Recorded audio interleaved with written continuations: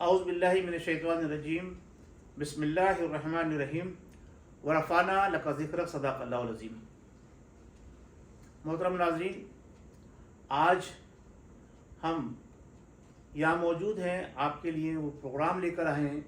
جو آج کل ہمارے ملک وطن پاکستان کے اندر موضوع بحث بنا ہوا ہے۔ اس وقت ہمارے ساتھ موجود ہیں ملیشیا کے اندر موجود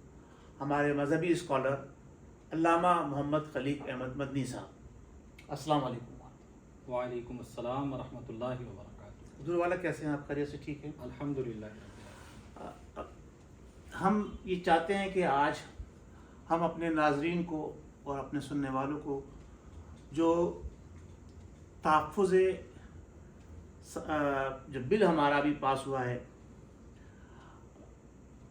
سماجی تحفظ ایکٹ، شریعت کی روشنی کے اندر ایک اسلامی ملک جو نظریہ اسلام کی بنیاد پر مورد وجود میں آیا، اس کے اندر اس بل کا پاس ہونا اور جو اس کے اندر شکیں رکھی گئی ہیں جو بظاہر منظر عام پر سوشل میڈیا پر اس وقت روا دبا ہیں بڑے زور شور سے، اس حوالے سے ہمیں آپ یہ بتائیں گے کہ کیا ہم اور ہمارا ملک اور ہماری آنے والی نسلوں کے لیے اس بل کا منظور کرنا انتہائی ضروری تھا، اور اس کے کیا ثمرات ہماری زندگی میں آئیں گے آگے چل کر؟ بسم اللہ الرحمن الرحیم۔ الحمدللہ رب العالمین۔ نبی آخر زمان صلی اللہ علیہ وسلم کی ذات پر کروڑوں درود و سلام۔ عرض یہ کرنی ہے کہ پاکستان ہی میں حال ہی میں ایک جو بل پاس ہوا ہے پارلیمنٹ میں، ڈومیسٹک وائلیشن کے نام سے، یعنی جسے سماجی تحفظ ایکٹ بھی کہا جاتا ہے، تو اس حوالے سے اس میں خواتین کے حوالے سے، خاص کر جو بیویاں ہیں ان کے حوالے سے کچھ شکیں رکھی گئی ہیں جو کہ اسلامک حوالے سے موضوع بحث ہے، یعنی اسلامی نقطہ نظر سے وہ قرآن اور حدیث سے ٹکراتی ہیں۔ بدقسمتی ہے کہ ہمارا ملک، کیونکہ ملک پاکستان جو ہے یہ اسلام کے نام پر بنا ہے اور قرآن اور سنت اس کا منشور ہے، یعنی سپریم لا ہے، یعنی جو بھی بل پاس ہوگا وہ قرآن اور حدیث یعنی سنت کے دائرے میں ہی پاس ہوگا۔ جو قانون قرآن اور حدیث سے ٹکرائے گا وہ اس ملک میں پاس نہیں ہو سکتا۔ بدقسمتی ہے کہ اتنے سال گزر گئے، لیکن آج جو ہمارے ملک میں جو صاحب اقتدار لوگ ہیں وہ اس طرح کے بل مغربی لوگوں کی اتباع میں پاس کر لیتے ہیں یا کروا لیتے ہیں کہ جس میں قرآن اور حدیث کو پس پش ڈال دیا جاتا ہے۔ یہ بہت بڑی بدقسمتی ہے ہماری، اور اس کا نتیجہ بھی ہمارے سامنے ہے کہ آج جو ہم پر زوال ہے وہ ہم نے اسلام کو پس پش ڈال دیا ہے بدقسمتی سے۔ ہم الحمدللہ مسلمان ہیں، اور مسلمان کا ہر کام اللہ اور اس کے رسول کی اتباع میں ہونا چاہیے، اور اسی میں ایک مسلمان کی کامیابی پنہا ہے۔ ابھی یہ جو ڈومیسٹک وائلیشن کے نام سے جو بل پاس ہوا ہے، اس میں خواتین کو یعنی بیوی کو گھورنا جرم قرار دے دیا گیا، اس کو دھمکی دینا یہ جرم قرار دے دیا گیا، اگرچہ اس کی کئی طرح کی انہوں نے شکیں بیان کی ہیں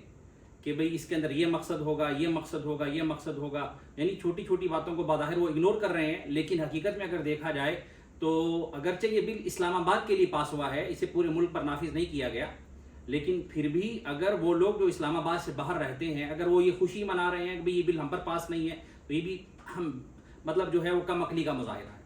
ملک کے کسی بھی حصے پر جو قانون اسلام کے خلاف پاس ہوگا تو اس کے خلاف ہر مسلمان کو بولنا چاہیے۔ تو اصل مسئلہ یہ ہے کہ بیوی کی شریعت نے حقوق رکھے ہیں، اور اسی طرح جو کمزور افراد ہیں ان کے لیے بھی شریعت نے حقوق رکھے ہیں، کیونکہ نبی کریم صلی اللہ علیہ وسلم کی زندگی ہر مسلمان کے لیے رول ماڈل کی حیثیت رکھتی ہے۔ نبی کریم صلی اللہ علیہ وسلم اپنی ازواج مطہرات رضی اللہ تعالی عنہم اجمعین کے ساتھ کس طرح کا رویہ برتایا، یعنی ایک مسلمان کی کامیابی اسی میں ہے کہ وہ اپنی زندگی کے اندر ہر معاملے میں حسن اخلاق کو پیش نظر رکھے، تاکہ اس کی جو زندگی ہے وہ ہر موڑ پر جو ہے وہ اعتدال کے ساتھ جو ہے وہ آگے خوشی کے ساتھ، سکون کے ساتھ اور اچھے معاشرے میں جو اس کا جو کردار ہے وہ آگے بڑھتا رہے۔ علم صاحب، یہاں آپ کی ایک بات کاٹ کے میں یہ عرض کر رہا ہوں کہ آپ نے لفظ استعمال کیا کہ دھمکی دینا بیوی کو۔ دیکھیں، دھمکی دینا تو چاہے وہ کوئی کسی کو بھی دھمکی دے، وہ تو قانونی زمرے میں آتے ہی ہے، تو اگر یہ اس بل میں ایکٹ شامل ہو گیا تو اس میں کیا اعتراض ہو سکتا ہے؟ बज़ाहिर जो इस बिल के अंदर बात चल रही है धमकी की कि यानी उसको जहनी टॉर्चर करना बीवी को, ये उस उम्र में आ रहा है कि धमकी देना कि मैं अगर मतलब तुम मेरी ये बात नहीं मानोगी तो मैं दूसरी शादी कर लूँगा, या उसको किसी तरह जिस्मानी हवाले से टॉर्चर करना इस उम्र में लिया जा रहा है। तो याद रखिएगा कि मर्द जो है वो घर का हाकिम है। शरीयत जो है शोहर को बीवी के हवाले से तादीबी कार्रवाई करने की बाज़ मौक़े पर उसको रुख्सत देती है। तो लिहाजा अगर घर का सरबराह अपने घर के निज़ाम को संभालने के लिए, चलाने के लिए अगर कोई नसीहत नहीं करेगा अपनी बीवी की या अपने अहले खाना की तरबियत नहीं करेगा तो लामहला घर में बिगाड़ पैदा होगा। तो इस बिगाड़ को रोकने के लिए शरीयत ने मर्द को सरबराह बनाया है। तो इस हवाले से मर्द की जो जिम्मेदारी बनती है वो उसको पूरा करे, और अगर इस नसीहत को या उसकी इस्लाह को जो है वो धमकी के ज़ुमरे में ले लेना तो ये बिल्कुल नामुनासिब अमर महसूस होता है। मेरा सवाल देखिए ये है कि हमारा जो पाकिस्तान का जो कानून है, जो 73 का आइन है, उस आइन के तहत भी अगर कोई शख्स, चाहे वो मियाँ बीवी हों, चाहे वो बहन भाई हों, चाहे वो वालिदैन हों, चाहे वो गुरबतदार रिश्तेदार हो, किसी को भी किसी हवाले से किसी किस्म की भी कोई धमकी देता है, उसे डराता है, धमकाता है, तो उसके लिए तो कानून मौजूद है। फिर ये तहफ़्फ़ुज़ एक्ट के तहत इसको लाना और इसको नए तरीके से उजागर करना, इसकी क्या ज़रूरत है? ये शरीयत मोहम्मदी सल्लल्लाहु ताला अलैहि वसल्लम को इसमें इन्वॉल्व किया गया, बहस बनाया जा रहा है उस हवाले से, तो हमें किस तरफ लेके जाया जा रहा है? असल में जो जहन जा रहा है वो इसी तरफ जा रहा है कि बेसिकली ये जो कानून पास हुआ है, अगर कोई मर्द जो है जब घर लौटता है या परेशानियों की वजह से अगर बीवी को किसी तरह डांट रपट देता है तो ये धमकी के ज़ुमरे में शामिल नहीं होता। ठीक है, तो ये तो मकसद कहने का ये, तो अगर ये बिगाड़ या ये धमकी जो है अगर बीवी को ये इख्तियार दे दिया जाए, औरत को ये इख्तियार दे दिया जाए कि वो अपने इन छोटे छोटे मामूलात में जो कि माशरे का या समाज का हिस्सा है, क्योंकि हमारा जो कल्चर है, ठीक है, ये मशरकी कल्चर कहलाता है। बदकिस्मती है कि ये कानून मगरबी कल्चर वालों ने पास करवाया और उस कल्चर के अंदर मकसद फिर ये इसका मकसद फिर ये हुआ कि हमें एक स्लो पॉइजन देकर मशरकी माशरे की तरफ धकेला जा रहा है, कि जैसा कि मगरबी माशरे की तरफ धकेला जा रहा है, जैसे यूरोप अमेरिका में होता है कि आप अपनी औलाद को भी तंबीह नहीं कर सकते, उनको जनाब अली किसी भी चीज़ के ऊपर पाबंद नहीं कर सकते, और अगर आप पाबंद करते हैं तो वो आपकी कंप्लेंट करते हैं। मेरे पास इसकी एक मिसाल मौजूद है और बड़ी अहम मिसाल मौजूद है। मैं नाम किसी का नहीं लूँगा, वो हमारे ही जिसे कहते हैं कि कुर्बतदारों में से थे, कि एक बेटी की एक साहब की साहबजादी की मंगनी हो गई, उसके शौहर से उसकी जनाब अली दुआ सलाम होने लगी, और शौहर यूके में था और वो जनाब अली जर्मनी में थी। अब आपस में दोनों की भाईनी बातचीत बढ़ी, तो उनके यहाँ माहौल पढ़ने लिखने का ज़्यादा नहीं था, तो जो उसका नाम ने हाथ शोहर अभी तो मंगेतर ही था, उसने उस लड़की को, जो सिर्फ 17-18 साल की लड़की थी, 18 की भी नहीं थी, 16-17 साल की लड़की थी, उसको उसने जनाब अली ट्रीट किया कि जनाब अली तुम्हारे माँ बाप तुम्हें पढ़ा नहीं रहे, तुम्हारे जनाब अली सही से तरबियत नहीं कर रहे, तुम इनके खिलाफ जो है ना कंप्लेंट करो। हुआ क्या, उस बच्ची ने जाकर थाने में कंप्लेंट करी, जनाब पुलिस ने उनके बाप को अरेस्ट कर लिया। तो क्या हम उसी तर्ज पे जा रहे हैं? लगता तो यही है कि ये जो स्लो पॉइजन है ना, ये माशरे में थोड़ा थोड़ा करके आहिस्ता आहिस्ता करके डाला जा रहा है, ताकि कुछ सालों के बाद ये जो मगरबी कल्चर है ये आहिस्ता आहिस्ता हमारे मशरकी कल्चर में भी रासिख होता चला जाए। हालांकि अगर देखा जाए तो इस वक्त मगरबी कल्चर जो है उसके घरों का जो सिस्टम है, जो माशरे का जो सिस्टम है, वो तबाही के ध्यान पर खड़ा हुआ है। आज इंसानियत का तहफ़्फ़ुज़ देने वाली जो कौमें हैं या जो इदारे हैं, वहाँ पर भी इंसानी तज़लील के ध्यान पर खड़ी हुई है। आज कोई घर देखिए, जब हर आदमी को ये तहफ़्फ़ुज़ मिल जाएगा, बज़ाहिर जो नज़र आ रहा है कि भाई वो अपना तहफ़्फ़ुज़ हासिल करने के लिए कानून को इख्तियार करेगा, जिससे घरों के अंदर जो असूली तौर के ऊपर जो प्यार, मोहब्बत, उनसियत जो है वो पारा पारा होती नज़र आती जाएगी। अच्छा, अल्लाह, एक चीज़ और भी है, ये समाजी तहफ़्फ़ुज़ एक्ट तो अभी आया, हम ये देख रहे हैं हमारे माशरे में 2000 की दिहाई से, जब से टीवी बहुत ज़्यादा और चैनल बहुत ज़्यादा आम हुए, उस पर बेरार अभी बढ़ी। तो हमारे यहाँ अगर आप पाकिस्तान की हिस्ट्री में देखें, 1947 से लेकर सन 2000 तक تو جو میں نے معلومات اکٹھی کی، جو میرے پاس رپورٹس ہیں، کہ طلاق کا ریشو تھا صرف 10 to 15%. 10 to 15% طلاق کا ریشو تھا، اور اس میں بھی طلاق جو تھی وہ مرد کی طرف سے 80% تھی، خواتین کی طرف سے صرف اور صرف 20% تھی کہ وہ کھلا لیتی تھی. لیکن سن 2000 کے بعد یہ ریشو بڑھا، اور 2022 تک کا میرے پاس ڈیٹا کہ اس میں یہ ریشو الٹ گیا. جو مرد اور خواتین کا تھا، اب 80% خواتین کھلا لے رہی ہے، 20% مرد جو ہے طلاق دے رہا ہے. ایک چیز یہ، اور جو ریشو ہمارے پاس 10 to 15% تھا، وہ بڑھ کر 35% سے بھی ابو ہو گیا. ہمارے معاشرے میں اس وقت 35% ریشو طلاق کا ہو گیا ہے، وہ دونوں کا ملا کے. تو یہ سارا کارنامہ جو ہے یہ ہماری مغربی طرز کی بتی مافیا، جو چراغ مافیا، جو انٹی خواتین جو روڈوں پر نکلی ہیں کہ خواتین کو تحفظ فراہم کیا جائے، جبکہ ہمارا مذہب، ہمارا دین اور پیارے آقا صلی اللہ تعالی علیہ وسلم کی فرمان کی روشنی کے اندر اگر ہم دیکھیں، آپ اس پہ بہتر روشنی ڈالیں گے، تو سب سے زیادہ تحفظ جو ہے عورت کو ہمارے مذہب نے فراہم کیا ہے. تو اس پر آپ بتائیں کہ ہمیں اب کیا رائے عمل اختیار کرنا چاہیے کہ ہم ان جو ہے اس قسم کے لوگوں سے ہم محفوظ ہو سکیں اور اپنے آئندہ آنے والی نسلوں کے تحفظ کے لیے اقدامات کر سکیں. دیکھیے، سب سے پہلی بات تو یہ کہ اصل جو چیز ہے نا وہ دینی تعلیمات ہیں، یعنی اللہ تبارک و تعالی اس کے رسول صلی اللہ علیہ وسلم کی تعلیمات ہیں. نہ ہم نے ان کو سیکھا، نہ اس پر عمل پیرا ہوا. یہ ہماری سب سے بڑی کمزوری رہی ہے کہ آج اگر ہمارے معاشرے میں طلاق کی ریشو 35% تک بڑھ گئی تو یہ بہت بڑی ریشو ہے. آج دیکھیے کہ ہر تیسرا گھر یا چوتھا گھر جو ہے وہ تباہی کے جانے پر کھڑا ہوا ہے. تو یہ کتنی بڑی بدقسمتی ہے دین کو پس پش ڈالنے کی وجہ سے. نبی کریم صلی اللہ علیہ وسلم نے ہمیں کن تعلیمات سے نوازا. آپ صلی اللہ علیہ وسلم نے جب سیدتنا فاطمہ زہرا رضی اللہ تعالی عنہا کا نکاح فرمایا، شادی ہو گئی حضرت سیدنا علی کرم اللہ تعالی وجہہ الکریم سے، تو آپ نے ذمہ داری عطا فرمائی. آپ نے فرمایا، علی آپ گھر کے باہر کے جو کام ہیں ان کی ذمہ داری آپ پر ہے، اور گھر کے اندر کی جو ذمہ داری ہے وہ آپ پر، یعنی حضرت فاطمہ رضی اللہ تعالیٰ عنہ پر آپ نے یہ ذمہ داری سونپی. یعنی اتنی بڑی شخصیت جو کہ شہزادی کونین ہیں، ان کے گھر کو آپ صلی اللہ علیہ وسلم نے کتنی اچھی تربیت سے نوازا. تو آج اگر کوئی جو خاص کر جو آج ہمارا جو جوائنٹ فیملی سسٹم ہے، اس کے اندر بھی کئی لوگ ایسے ہیں، مشکلات زندگی میں آتی ہیں، لیکن جوائنٹ فیملی سسٹم کے اندر جو ہے جو ساس سسر ہیں بالخصوص، اس حوالے سے کئی لوگ کمپلین کرتے ہیں کہ جی مجھے ان کی خدمت کی ذمہ داری نہیں ہے، یہ نہیں ہے، وہ نہیں ہے. تو اسلام ہمیں اعتدال کا درس دیتا ہے. اگر ہم اپنے گھروں کی جو بنیاد ہے اس کو برقرار رکھنا چاہتے ہیں تو ہمیں حسن اخلاق کے ساتھ اپنے ان معاملات کو سنبھالنا ہے، نہ کہ گھر سے باہر نکالیں جس کی وجہ سے مسائل بڑھیں گے. اور آج جو طلاق کی ریشو 35% تک بڑھ چکی ہے، میں یہ سمجھتا ہوں کہ اس قانون اگر یہ لاگو ہو جاتا ہے تو اس سے شاید 50% سے بھی زیادہ، اور بہت جلد 50% سے بھی زیادہ طلاق کی ریشو بڑھ جائے گی، اور یوں یہ نظام زندگی جو ہے وہ بہت حد تک متاثر ہوگا.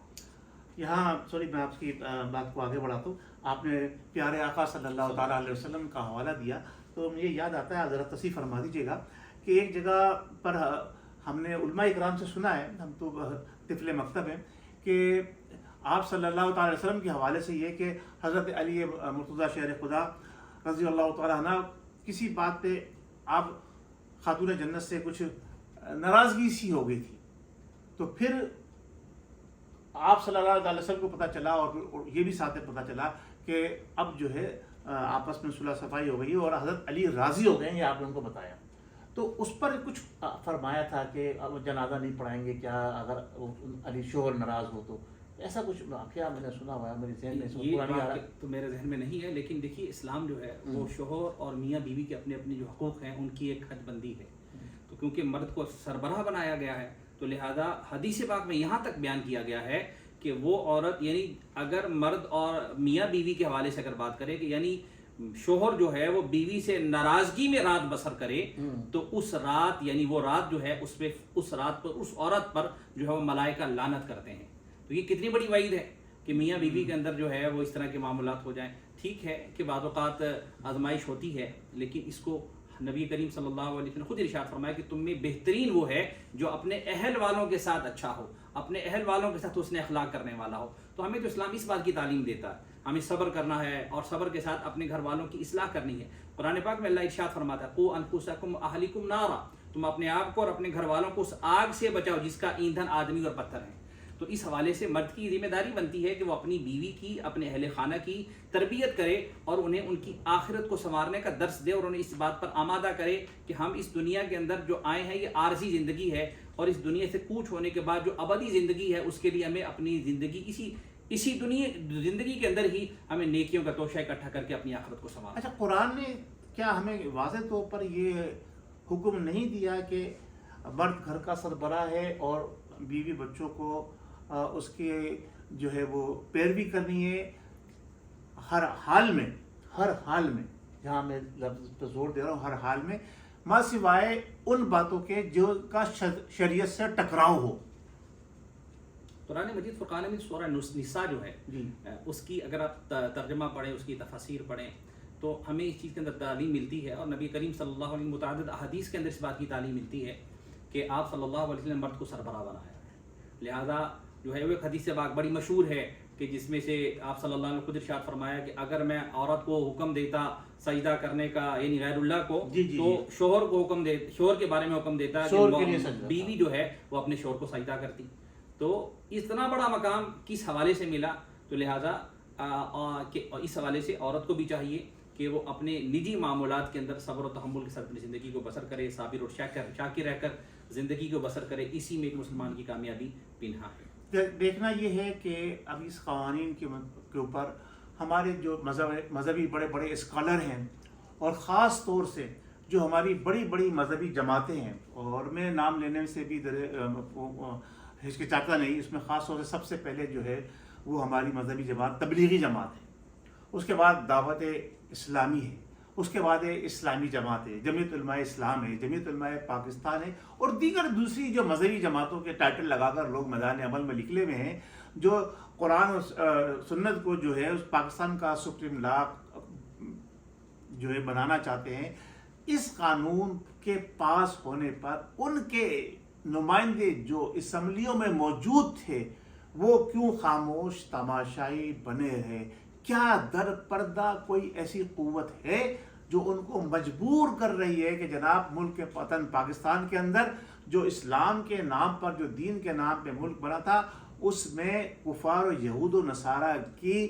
پیروی کرنے والوں کی آپ پیروی کریں؟ کیونکہ میں نے یہ محسوس کیا ہے، معذرت کے ساتھ علامہ صاحب میں تھوڑا سا ٹائم لے رہا ہوں، کہ جو لوگ اس وقت اسمبلی میں پہنچے ہیں، میں خراج تحسین پیش کرتا ہوں قائد ملت اسلامیہ حافظ القاری شاہ احمد نورانی صدیقی رحمۃ اللہ علیہ. انہوں نے متعدد بار یہ فرمایا، اور 73 کے قوانین کے اندر جو انہوں نے ترمیم کی، قرآن و سنت کو پاکستان کا سپریم لا قرار دلوایا، وہ یہی تھا کہ ہم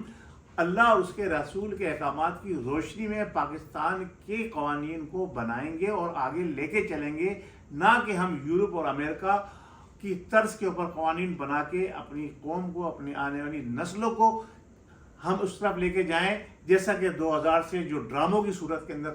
ٹی وی کے اندر چلے اور سوشل میڈیا کے اوپر لوگ چلے. تو یہ صورتحال بنی کہ 15 سے 35% آ گیا. جب یہ قانون نہیں تھا اور اب یہ قانون آ گیا کہ جناب اب عورت کو ہم گور بھی نہیں سکتے، بھائی اللہ تعالیٰ میں معاف کرے، بڑا ڈر لگتا ہے. تو گھر جاتے بھی بندہ سوچے گا کہ میں گھر جاؤں گا، کہیں بیوی سے میں نے اگر غصے میں کوئی بات کہہ دی، باہر کا ٹینشن لے کے گھر جا کے، آپ گھر کیوں کہا گیا ہے کہ گھر جنت ہوتا ہے؟ عورت کو کہا گیا ہے مرد کا لباس ہے. یہ لباس ہم اس کو کس طرح سے محفوظ رکھ سکیں گے؟ ہمیں تو بڑی ٹینشن ہو گئی ہے. تو خاص طور سے بھائی دیار غیر میں بیٹھے ہیں، جو وطن سے دور لوگ ہیں، ان کے لیے اب کیا ہوگا؟ دیکھیے، اس پہ انتظار میں بیٹھے ہوئے جو لوگ ہیں ان کو سوچنا چاہیے، اس قانون کے بارے میں غور و فکر کرنا چاہیے، اس کی مزید حقوں کو واضح کرنا چاہیے، اور اس کو اسلام یعنی قرآن اور سنت کے جو آئین کا جو اصول ہے سپریم لا، اس کے دائرے میں لانا چاہیے، تاکہ اس میں مردوں کا بھی تحفظ ملے، عورتوں کا بھی تحفظ ملے، کمزوروں کو بھی تحفظ ملے. اور یوں اسلام جو ہے، اگر ہم اسلام کو فالو کریں گے تو انشاءاللہ عز و جل ہماری جو ہے معاملات، گھریلو معاملات ہو، معاشرتی معاملات ہوں، وہ بھی سدھار کی طرف بڑھ جائیں گے انشاءاللہ. جی بہت شکریہ. میں آخر میں ایک بار پھر تمام اپنے مذہبی اسکالروں سے، مذہبی رہنماؤں سے، اور بالعموم سیاست دانوں سے بھی، کہ ان کی بھی اولادیں ہیں، وہ بھی مسلمان ہیں، ان کی بھی اولادیں ہیں، یہ سوچیں کہ کل کو آپ کی بیٹی یا آپ کا بیٹا یا آپ کی بچی یا آپ کی بہن اس بنائے ہوئے نئے قانون کی بھیٹ چڑھے گی تو آپ کو کیسا محسوس ہوگا۔ اللہ تبارک و تعالی ہمیں عقل سمجھ عطا فرمائے، اور پیارے آقا سید المرسلین خاتم النبیین محمد مصطفیٰ صلی اللہ تعالی علیہ وسلم اور ان کے صحابہ اہل بیت اطہار اور خلفائے راشدین کے راستے پر چلنے کی توفیق عطا فرمائے۔ اولیاء اللہ اور بزرگان دین کا ہمیں دامن تھام کے رکھنا چاہیے، وہی ہمیں صراط مستقیم پہ لے کے چل سکتے ہیں۔ آج کے دور کے سیاستدان اور نام نہاد مذہبی اسکالر جو اسمبلیوں میں بیٹھے ہوئے ہیں، وہ ہمیں کبھی بھی صراط مستقیم پر چلنے میں ہماری مدد نہیں کر سکتے۔ بہت شکریہ۔ السلام علیکم، پاکستان زندہ باد۔ بہت شکریہ علامہ صاحب، آپ نے ٹائم دیا، میں آپ کا تہہ دل سے مشکور ہوں۔ جزاک اللہ۔